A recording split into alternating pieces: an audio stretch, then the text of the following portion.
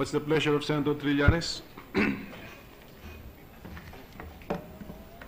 Thank you, Mr. President. In physics, as they say, if there's an action, then there is a counter reaction. And that's what happened. They blocked the referral to my committee, and therefore, they should expect me to react on the matter. Let us review first the transcript, because he also used the same words directed to this representation. So fair is fair, Mr. President. Mr. President, I did not, when I said defenders, there are defenders of the faith here. I did not accuse you. You just said now in your parting statement to the defender of the faith. I did not, yes, but I did not mention you. Senator Sabiri, President. can I interject? Senator Trillanes, I think, wants time to go over what have been said so that he can also make his own motion to strike off some words. So, Mr. President, may I just make a clarificatory statement? When I said earlier, sabi ko, there are those here who are also accused of being defenders of the faith. That's different from saying that he was a defender of the faith. So now, I would like to strike off what he said in his last parting statement, yes. and the same that he said that I was a cheater.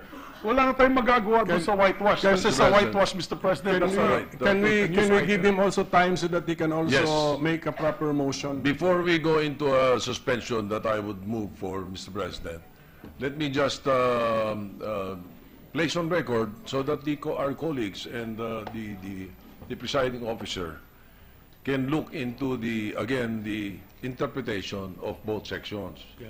When you say Section 93, acts in language which offend the senator or any public institution shall be deemed unparliamentary, you are correct when you said that offensive language was said in the media and not in the Senate. So that will not fall under this category. But Section 94 is very clear. No senator under any circumstances shall use offensive or improper language against another senator or against any public. Ano ibig sabihin ng under any circumstances? So with that, Mr. President, I move to suspend. Isipin natin mabuti yung mga sinasabi natin bago tayo... Any objections? Senator Trillanes is raising his hand. Yes, sir. Just one point along the lines mentioned by the majority leader. The words used, the phrase used there were offensive words, not offensive in terms of feelings. I did not use offensive words. So there is a difference. Yes. He felt offended, but I did not use offensive words. Just to clarify, Mr. President. Thank you for that clarification. Anyway, as I said, any objection this would be... to the motion? Yes. There being none, session is suspended.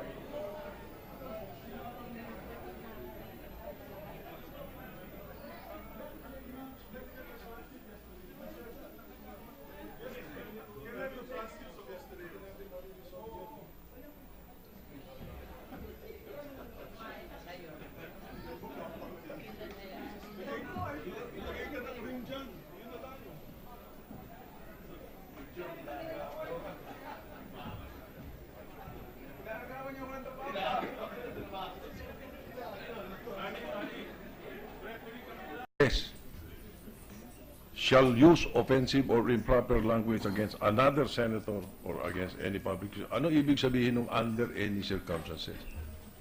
So with that, Mr. President, I move to suspend at isipin natin mabuti yung mga sinasabi natin bago tayo... Any tira ng objections? tira. Senator Trillanes is raising his hand. Yes, sir.